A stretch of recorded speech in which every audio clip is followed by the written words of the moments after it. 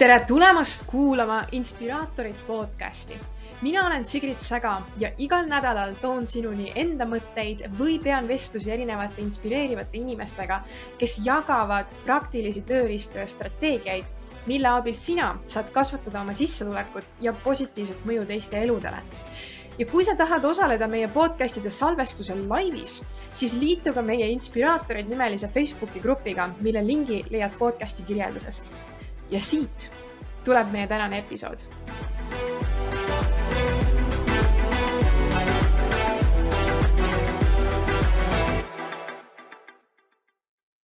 No nii, tere imelist taaskordset õppimisneljapäeva. Täna me jagame natukene lähemalt sellest, mis toimub meie peas. Nimelt me räägime natukene erinevatest iseloomudest, mis meie sisemine sabotöör kasutab meie enda manipuleerimiseks. Ja kust see mõte tegelikult üldse tuli? Ma olen teist korda osalemas väga ägedas toitumisprogrammis, mis on siis WildFit. Ja seekord mulle väga-väga jäi kõrva see, kuidas räägiti seal erinevatest siis toidukuradi ja toidu inglist ja siis toidukuradi erinevatest iseloomuomadustest. Aga kui ma kuulsin seda, nagu millised need sisemised, need iseloomud on, siis ma sain aru, et see ei ole seotud ainult toiduga. Absoluutselt mitte, sest et kui palju on meie sees neid häälekesi erinevates situatsioonides, need kasutavad erinevaid tehnikaid, et meid ükskõik millest tegelikult rajalt kõrvale kanda.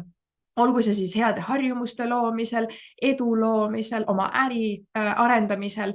Need väikesed hääled on igas situatsioonis olemas ja täna ma jagaksingi siis, kuigi ma vaatasin, et pealkiri oli jäänud 10 iseloomuomadust, ma avastasin, et neid oli kokku lausa 13. Nii et ma jagan täna siis lähemalt, mis on need 13 iseloomuomadust ja mis on nende strateegiad ja tehnikad, kuidas nad sind veenavad, sind mõjutavad tegema asju, mida sa tead, et tegelikult pikaajalises perspektiivis ei ole sinu jaoks absoluutselt kasulikud. Nüüd see kontseptsioon siis põhimõtteliselt seisabki kahe sellise hääle vahel, et meil on oma selline inglike ühe õla peal ja kuradike teise õla peal. Ja üks asi, mis on hästi tähtis vaja aru saada, on see, et mida me tavapäraselt teeme selles vestluses, on see, et meil on justkui nagu võitlus. Meil on võitlus nende kahe hääle vahel ja vaatab, kes siis võidab, et kas siis ingel võidab või kuradike võidab. Eesmärk ei ole see, et ingel võidaks. Sellepärast, et kui meil on see võitlus ja me saame ingli võitma, siis mille baasilt see tihtipeale tuleb? Mille baasilt me saame teha selle, et meil on ikkagi see kuradike seal taga, kes ajab oma juttu ja kui me siis otsustame, et ingel võidab, mis see on? See on puhas tahtejõud. Ja kui me midagi tahtejõu kohta teame, siis on see, et seda on piiratud hulk. Ja siis, mis juhtub siis, kui see tahtejõud lõpuks otsas on? Siis ei ole mitte enam miskit enam, mis seda kuradikest saaks peatada. Ja see on see koht, kus sa võib-olla oma elus oskad märgata neid olukordi, kus sa tunned, et sa nagu täiesti nagu langesid maha, nagu kõiki asju nagu täiesti nagu ükskõik. Et ma teen kõike selle, nagu mis see kuradike mu õlal ütleb, mitte siis arvestades pikaajalisi tagajärgi. Ja see on see olukord, mida me tegelikult tahame vältida. Me ei taha tekitada sellist kohta, kus me anname nii palju sellest tahtejõust ära lihtsalt sellepärast, et mingisuguse piiratud perioodi me suudaksime võita. Küll aga, mis on see eesmärk, kui sa ei ole panna inglikest võitma, siis tegelikult on meie eesmärk saada kuradike ingliga nõustuma. Ja vaat see olukord väljendub selles, et meil ei ole enam nii palju neid kiusatusi üldse. Ehk siis kuradik ei reageeri nendele kiusatustele enam nii palju, ta ei vii sind enam sellele täiele, sellepärast, et seal on palju sügavamalt see arusaam, et ma nõustun ingliga, sest et ma tahan pikaajaliselt paremaid tulemusi, tagajärgi nii-öelda. Nii et eesmärk on siis kuradikke panna tegelikult rohkem ingliga nõustuma nendes hetkedes, kus see konflikt võiks siis tegelikult tekkida. Ja need konfliktikohad, millised on konfliktikohad? Kus kohas need 2 tükki hakkavad oma vestlust pidama?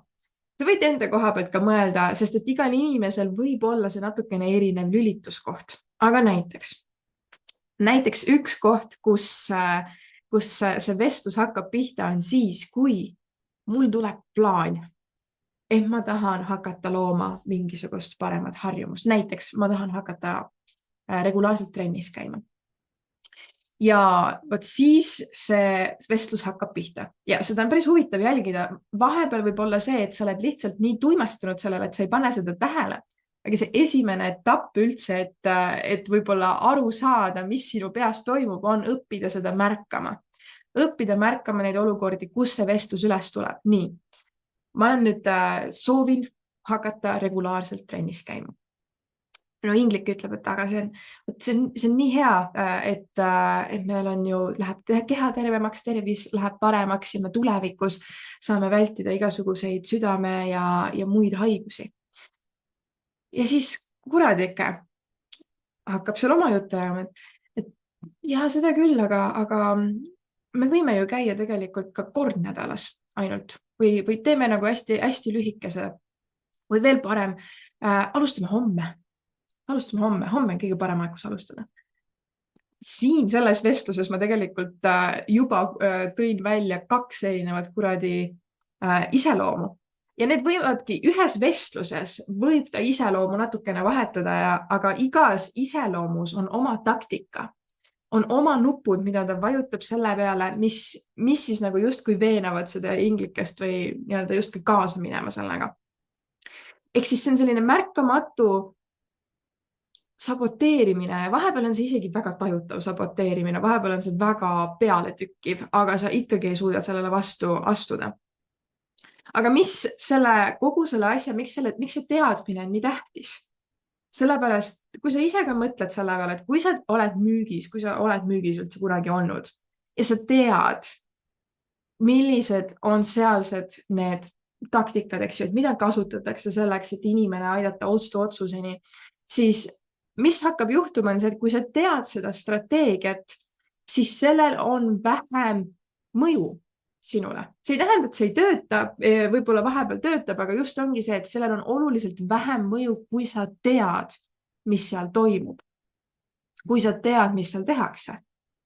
Ja ma pean küll ütlema, et see minu müügi olukorras olemise kogemus on tohutult palju muutunud. Esiteks sellepärast, et ma näen väga hästi, mis asju kasutatakse, milliseid küsimusi küsitakse. Selles ei ole otseselt ka võib-olla midagi halba, aga mida see aitab mul teha on see, et see ei mõju mulle sellena, et see nii-öelda justkui suunaks mind vastu tahtmist mingisuguse otsuseni, et ma saan seda näha, ma saan seda protsessi näha ja teha siis teadlikuma otsuse. Nüüd, mis siis on need imelised iseloomud?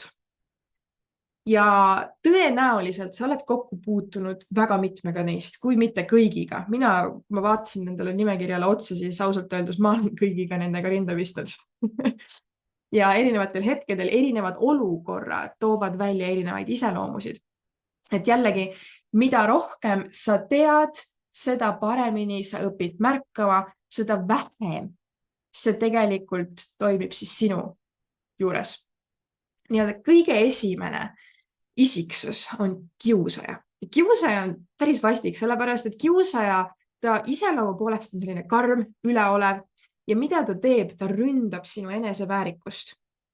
Ta tihtipeale on külm, selline halvustav ja tekitab sellise tunde, et sa pole võimeline vastu parema. Nüüd, millised on sellised tüüplaused, et kui sa kuuled selliseid lauseid oma peas, siis see võib olla märk, et sul on praegu kiusaja seal tagataustal. Ja sinna alla käivad siis sellised laused, et sa nagunii annad lõpuks alla, sa nagunii ei saa sellega hakkama. Miks sa üldse nagu proovid? Sul on kõik eelmised korrad, sa ei ole sellega hakkama saanud. Keda sa petad? Sa oled nagunii liiga nõrk, et vastu seista. Ehk siis väga sellised eneseväärikust alla toovad ja ründavad ja nõrgendavad laused siis. Ja mis on see manipulatsioonistrateegia? Mida ta kasutab, ongi see, et ta õõnestab su enesekindlust, et tekitada tunnet, nagu sul polekski mõtet üldse vastu punnida. Nii, see on siis iseloom number 1. Kui sa oled selle iseloomuga kokku puutunud, pane kommentaaridesse number 1. Vaatame, mitu tükki sa selle aja jooksul endale kirja saad. Aga kiusaja, see on tõesti see koht, kiusaja kipub olema, ma olen just märganud väga tihti sellistes olukordades, kus sa alustad millegi päris uuega või sa proovid taas alustada midagi, mis ei ole sul hästi läinud varem. Need on 2 olukorda, kus ma näen seda kiusajat kõige-kõige rohkem, kus ta tuleb esile. Ja kui sa tead, et see on lihtsalt hääl sinu tagataustal, sa tead, et see on see kiusaja, siis see aitab sul esiteks hoida kinni sellest, et sa ei lase sellel tekstil oma eneseväärikust madaldada. Nüüd, number 2 on iseloom nimega rahustaja. Rahustaja on väga teistmoodi, kui on meie see kiusaja. Ta on hoolitsev, ta kutsub esile kaastunnet, enesehaletsust. Ja see hääl või see, kuidas ta sinuga läheneb, on selline hästi leebe ja kaastundlik ja justkui tahaks sinu tundeid säästa. Ja mis on tema tüüpilised laused? Pane tähele, mõtle, millistes olukordades sina oled neid kuulnud. Sa oled selle ära teeninud. Sul on nii raske päev olnud, sa oled selle täiesti ära teeninud. Et võta paus täna sellest harjumusest. See on täiesti okei, sa oled nii tubli olnud. Ehk siis see isegi ei tundu nagu halb, see tundub nagu, et ta prooviks sind kiita. Aga see on väga salakaval, sellepärast, et mida ta teeb, see manipulatsioon seal taga on see, et ta esitleb seda nii-öelda patustamist või kõrvalekallet kui enesehooldust. Ja sellega ta muudab ebatervislikud ja mittemõistlikud otsused justkui õigustatuks. Ja see ma isegi ütleks, et see on isegi raskem, sellepärast, et kiusajaga sa saad nagu aru, et see on lihtsalt täielik tropp, eks ju seal. Aga rahustaja on justkui sinu poolel. Ta justkui toetab sind ja teate, mis rahustaja, kõik need iseloomud vahepeal ei ole meie sees. Vahepeal need väljenduvad inimestes meie ümber. Ja rahustaja on üks iseloom, mida me näeme kus?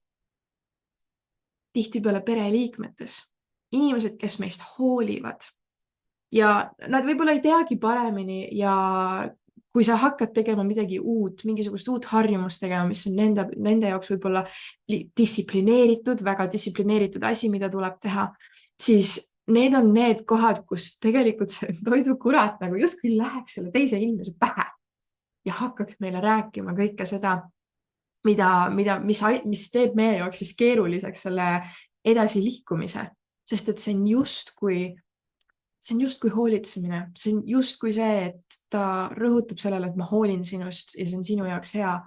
See ei tähenda, et see tegelikult päriselt ka on. Nii et märka seda, pane tähele, millal see rahustaja võib tulla ja proovida sinu eest hoolitseda, aga ole teadlik ka sellest, et see tegelikult on väga ekslik manipulatsioon selle koha pealt, et ta tõesti raamistab selle patustamise või raamistab selle nii-öelda kõrvalekalde enesehooldusena, mis ei ole tõsi.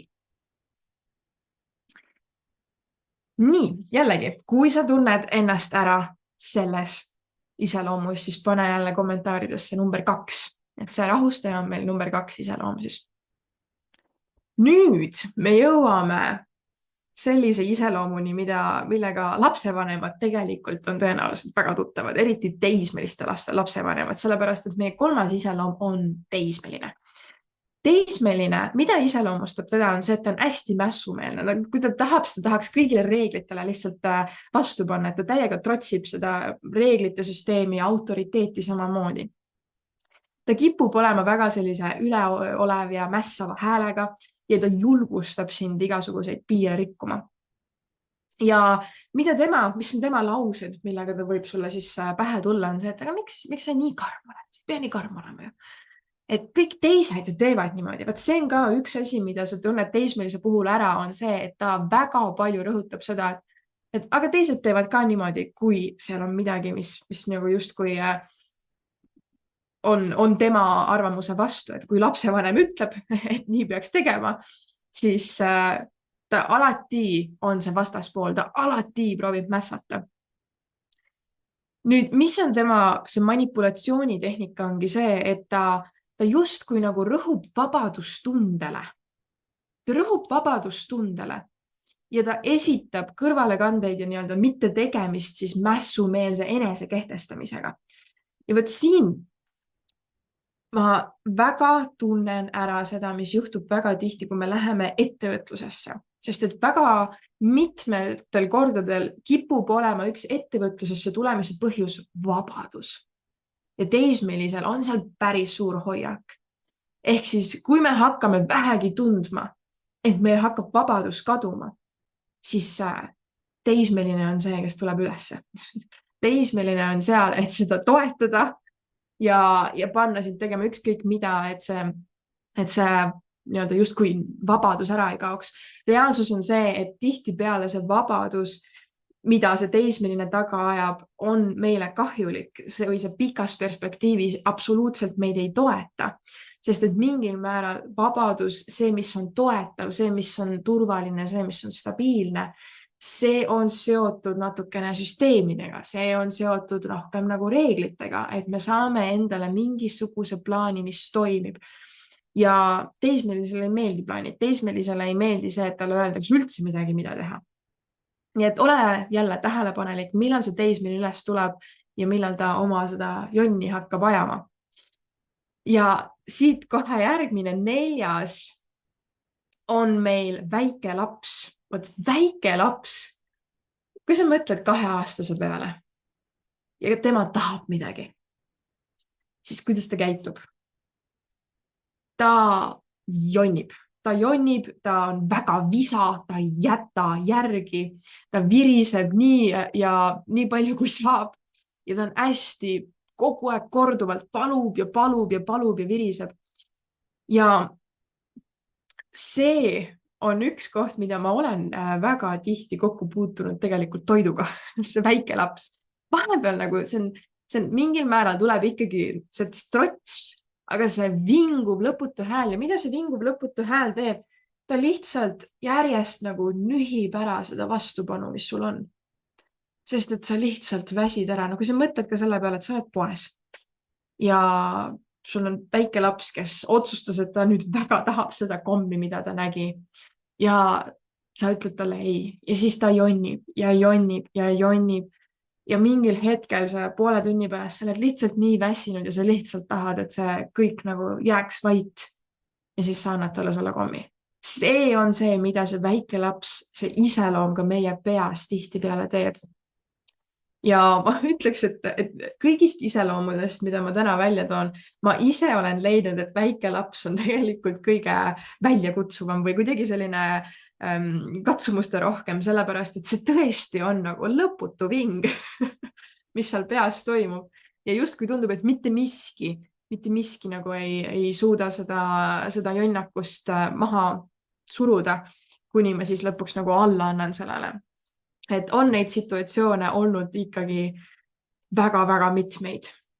Mis on tema tüüpilised laused on see, et palun, ma väga-väga-väga tahan, sa ju tead, et sa tahad seda viimast korda, ma luban, et palun ainult natukene, et kõik nagu sellised, mis vähegi nagu tunned sa seda vinguvat häält, siis see võib olla see väike laps iseloom sinu peas, mis proovib sind siis mõjutada selle kõrvale kalde poole.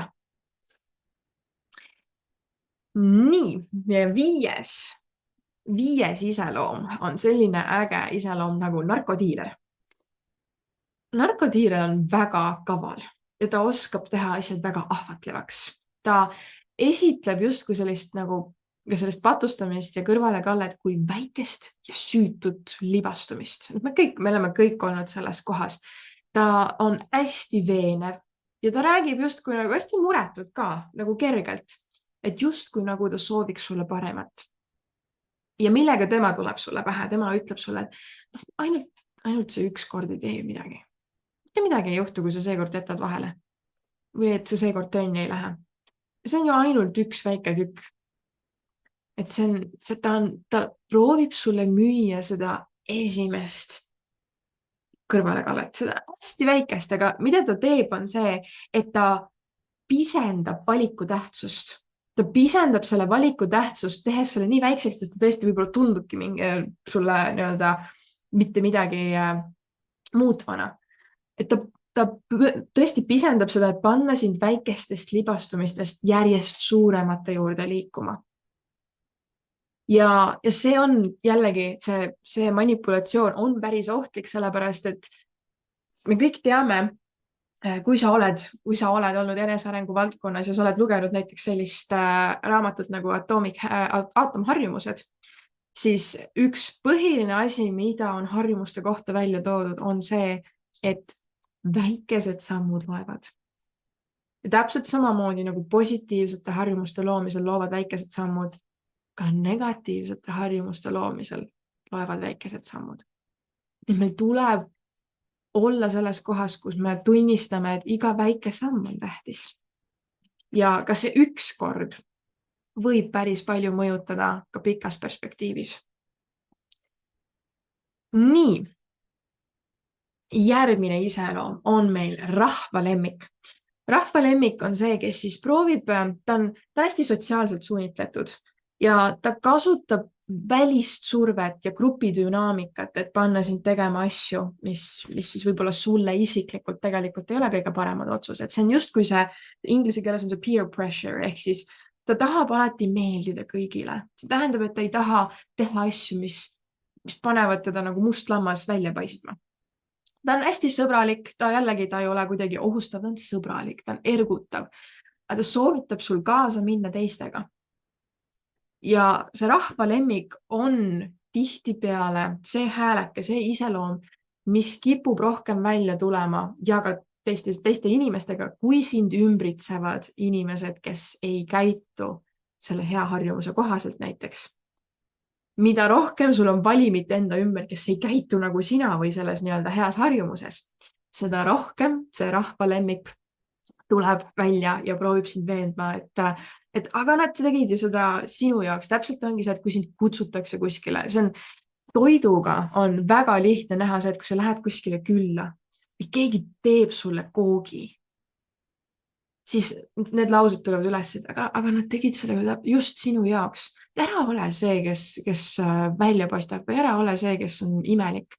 Teine koht, kus sa võib-olla tihti seda, võib-olla sa ei ole selles situatsioonis olnud, aga kui sa oled kunagi mingisugused asjad toidulaualt välja jätnud, siis kus kohas see rahvalemmik tuleb, minu puhul tuleb välja, kui ma lähen restorani ja ma tahan küsida millegi kohta, et kas seal on seda või seda või seda või seda sees ja tahaks äkki midagi välja vahetada, sest et praegusel hetkel ma ei soovi seda süüa, siis seal on mul hästi tugevalt see justkui see, et aga mis sa teed nagu nende elu keerulisemaks selle koha pealt, et ole nagu ikkagi normaalne ja ära nagu paista välja või imelik teiste seas. Et ma ütlen, et nendel iseloomudel on erinevad kohad, kus nad välja tulevad. Kas sinu jaoks ei ole alati üks ja sama hääl, mis kõik olukorrad nii-öelda ära teeb? Nad on väga kavalad, nad valivad, millises situatsioonis, milline iseloom kõige paremini sinu jaoks toimub. Mis on sinu jaoks tollel hetkel kõige veenam? Ja tõesti, ma ütleks, et eestlastena meil kipub olema seda nii-öelda teiste heakskiidu või kuidagi me tegutseme teiste heakskiidu jaoks ja me ei taha kuidagi välja astuda. See kipub olema isegi rohkem, sellepärast, et me oleme natukene tagasihoidlikum rahvas selle koha pealt. Nii et ta kasutab manipulatsioonina siis seda sotsiaalset survet, et veenda sind siis tegema asju, mis tegelikult ei ole kõige kasulikumad sulle võib-olla isikuna. Nii, nüüd me jõuame sellise iseloomu juurde, mis hakkab meiega rääkima tihtipeale siis, kui meil tulevad üles mingid mälestused. Ja see iseloom on siis sentimentalist, ehk siis selline nostalgik või nagu nostalgia inimene. Tema iseloom ongi, ta on hästi nostalgiline, ta kutsub esile sooja mälestusi. Tema hääl on selline hästi õrn, meenutav ja ta seostab erinevaid käitumist ja ka söömist mineviku õnnelike hetkede ja traditsioonidega. Ehk siis, mida see teeb, on see, et ta seob mingisugused traditsioonid näiteks mingisuguste toitudega. Hästi tüüpiline, hästi tavaline olukord on see, et näiteks meil oli päris kaua aega, kui ma kodus elasin, siis meil lapsena oli pühapäeval kombeks teha pannkooke. Ja pannkoogid võib-olla ei ole kõige tervislikum valik, aga mis oligi see, et lõpuks, kui ma välja kolisin, siis ma enam ei teinud nii palju, aga vahepeal tuli see tahe teha pannkooki. See ei tulnud sellepärast, et ma tegelikult tahtsin pannkooki, vaid sellepärast, et see seostus minul perega, soojusega, selle koosistumisega seal laua taga. Ja tihtipeale, mis on see sentimentalisti nii-öelda see manipulatsioon, ongi see, et ta kasutab emotsionaalseid seoseid, et panna sind vanade harjumuste juurde tagasi pöörduma. Ja jällegi see on, me tihtipeale sellistes kohtades me ei otsigi seda toitu, et me otsime seda tunnet. Et jällegi siin üks selline huvitav taipamine, mis ma tegin just selle Wildfiti programmi jooksul ka, oli see, et minu jaoks tohvifee oli väga pikka aega on olnud üks minu lemmik kommidest. Ja huvitaval kombel ma ei teadnud, miks see niimoodi on. Loomulikult ta on väga hea, aga ma jõudsin selleni, et see tegelikult on väga seos sellega, kuidas ma tunnen ennast tähtsana, sest et see sai alguse sellest, et ma olin kunagi maininud, et mulle meeldib tohvifee. Ja siis võib-olla mulle tol hetkel ta ei meeldinud isegi nii palju või et ta tol hetkel, nagu meil kõigil on, mingi hetkel on mingisugune asi on lemmik. Ja tol hetkel oli ja ma mainisin seda. Ja kuidagi moodi jäi see inimestele meelde niimoodi, et iga kord, kui oli mingisugune tähtpäev, kus toodi mingisugune kingitus, kas sünnipäevad või lõpetamised või tähistamised, siis toodi tohvifeed. Ja mida see minul seostus emotsionaalselt, oli lõpuks see, et mind hoiti meeles, ma olin tähtis ja see tohvifee siis tegelikult seostus selle emotsionaalse asjaga. Ja lõpuks nagu ongi see, et iga kord, kui tuleb see tahe tohvifeed saada, siis tegelikult, kuidas me saame selle nii-öelda nostalgiku vastu, on see, et küsida enda käest, mis on see tunne, mida ma tegelikult ootan sellest? Mis on see tunne, mis sellest tekib? Mida ma tegelikult tahan? Väljaspool seda toitu või väljaspool seda tegevust. Et need tüüpilised laused ongi see, et ta väga rõhub sellist, et mäletad, et see oli su lemmik kunagi. Mäletad, kuidas vanaema tegi seda ja see oli nii hea. Et just nagu vanadel headel aegadel. Ka muideks jõulud on väga palju seotud jõulutoidud. Ehk siis meil tekib jõulude ajal justkui nagu see soov süüa mingisuguseid kindlaid asju. See on puhas sentimentalist, kes seal tagataustal räägib ja paneb meid sööma neid asju. Ja vahepeal ongi see, et see on ka mingisugune tegevus. See võib olla mingisugune tegevus.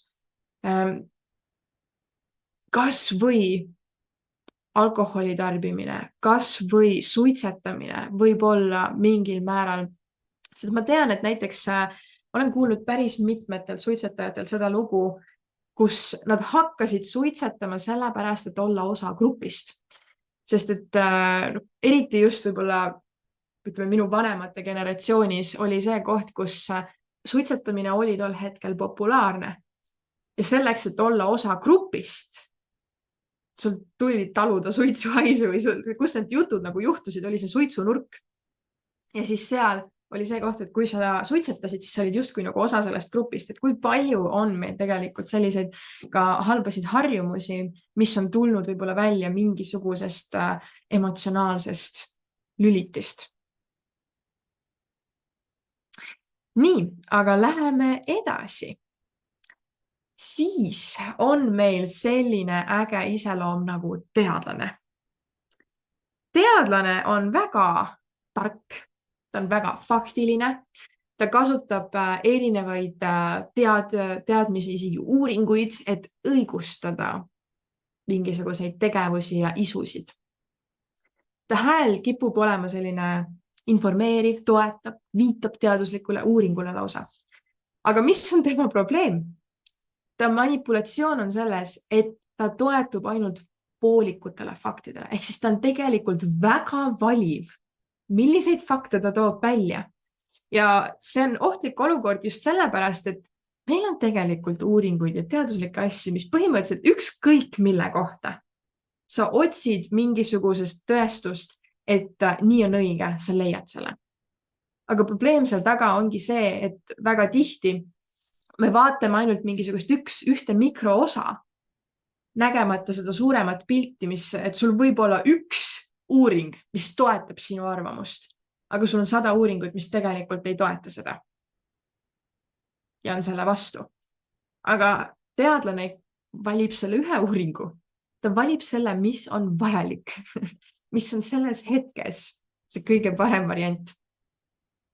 Ja ongi see, et ta väga hästi põhjendab ära meie tegevusi. Näiteks see, et kui me tahamegi olla, võtta pausi, aga tegelikult ei ole ma midagi teinud, aga ma tahan võtta pausi, siis tuleb mul nagu terve rodu tähtsaid lauseid ja põhimõtteid, miks pausi võtmine on hea. Võtmata arvesse seda, et tegelikult ma ei ole teinud mitte midagi, mis pausi vajaks.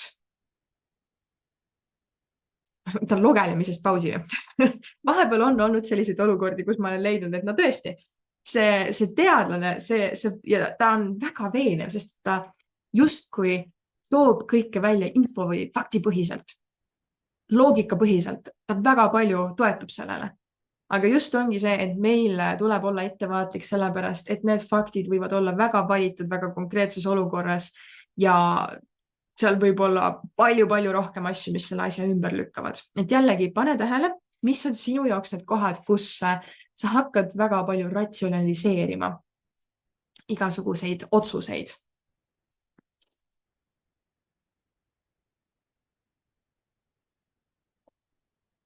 Nii. Ja siis me jõuame sellise tegelase poole nagu õde, arstiõde. Ja arstiõde on selline, kes maalib kõrvalekaldest justkui nagu ravimi stressile. Ta kuulab sind väga hästi, ta on väga mõistav, ta võtab kõik sümptomid arvesse ja siis ta annab sulle justkui nagu diagnoosi. Et näiteks sa tunned ennast, et sa oled väsinud.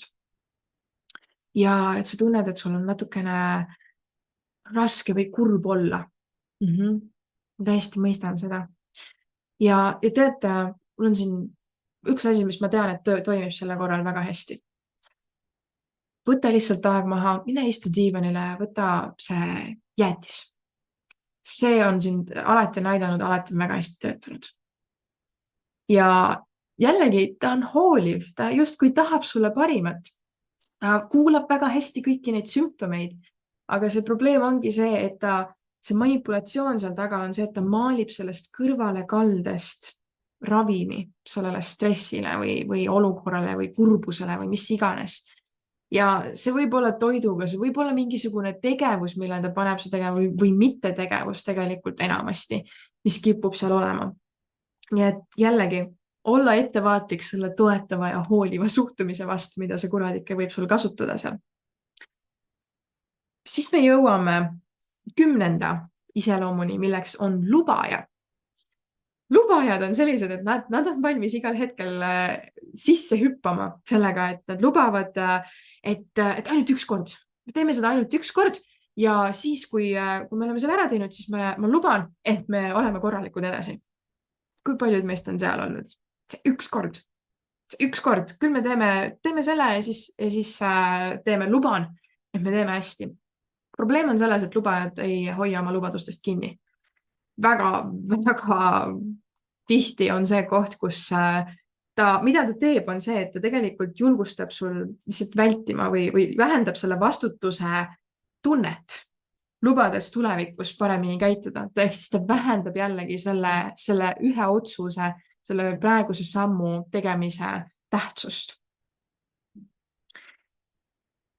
Nüüd 11. Sellega me oleme kindlasti kõik kokku puutunud, siin pole küsimustki. Me räägime edasilükkajast. Edasilükkaja on ta on igas asjas, ta on meil igasugustes lubadustes, mis me oleme andnud, et ja ma olen otsustanud, et ma hakkan tervislikumalt liikuma. Ma tahan igapäevaselt hakata rohkem liikuma. Ja siis tuleb edasi lükkaja. Väga hea. Et ma arvan, ideaalne päev on homme.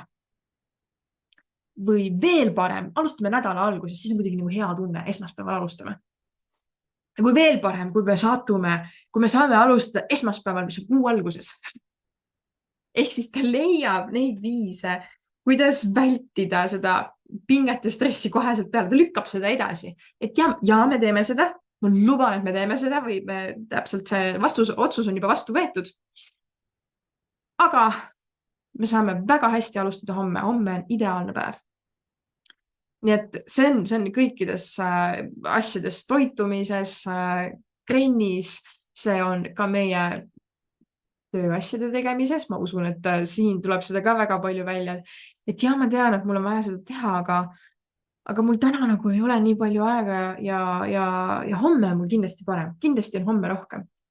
Ja see on ka üks asi, mida me kasutame selleks, et mida ma näen, kus see välja tuleb, on ka kursustega liitumisel või mingisuguse otsuse vastu võtmisel, mis aitaks sinu elu või mingisugust olukorda parandada. Olles ise seal teisel pool, siis ma näen, et kui inimene kirjutab mulle, et ma praegu ei saa, aga ma järgmine kord tulen. Teate, mida ma tean 100%? Ei tule. Ja mind see sõnum ei mõjuta. Mind see sõnum ei mõjuta, küll aga mida ma tean ja milleks mul on kahju, on see, et inimesed kirjutavad, et ise endale anda see vabandus. Et ise endale põhjendada ära, miks nad praegu ei saa. Ja see on tähtis, et iga kord, kui sa oled sellises olukorras, kus sa ütled, et ma tunnen, et see on minu jaoks ja ma tahan seda teha, ma olen otsustanud, et ma teen seda järgmine kord. Siis pane tähele. Sellepärast, et seal taga taustal on see kuradike iseloomuga edasi lükkaja. Nii et selle teadvustamine aitab sul jälle aru saada, et kas see on see kuradike rääkimas või sa saad selle otsuse palju nagu teadlikumalt teha. Sest et tegelikult me kõik teame, kui me ütleme midagi, et me teeme seda hiljem, 99% juhtudest me ei tee seda. Nii et millise riski sa võtad asjade edasi lükkamisega. Ja me oleme jõudnud 2 viimase juurde. Eelviimane on siis selline iseloom nagu hedonist. Ja hedonisti põhimõte on see, et sa elad ainult korra. Nii et tee kõike, mis saad, nagu tee seda praegu, sellepärast, et sa elad ju ainult ühe korra. Ehk siis hedonist, tema jaoks on tähtis kohene nauding. Ja ta rõhutab ja toobki seda välja, et kohene nauding on tähtsam kui tuleviku tagajärjed.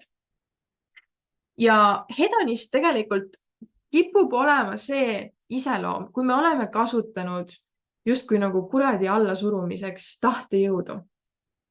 Sest et siis, kui see tahtejõud saab otsa, siis milline võtab tegelikult, seal võib isegi mitu olla. Ma ütleks, et seal on see teismeline, kes on siis mässumeelne, et ta hakkab kõike tegema rüsti vastupidi.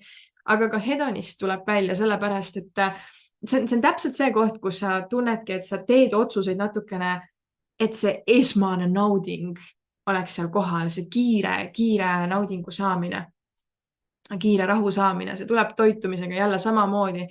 See on ka asjade ärajätmine, see on ka mingil määral hedonist, et me otsustame asju mitte teha või teha midagi, mis on meie tervisele pikas perspektiivis tegelikult kahjulik.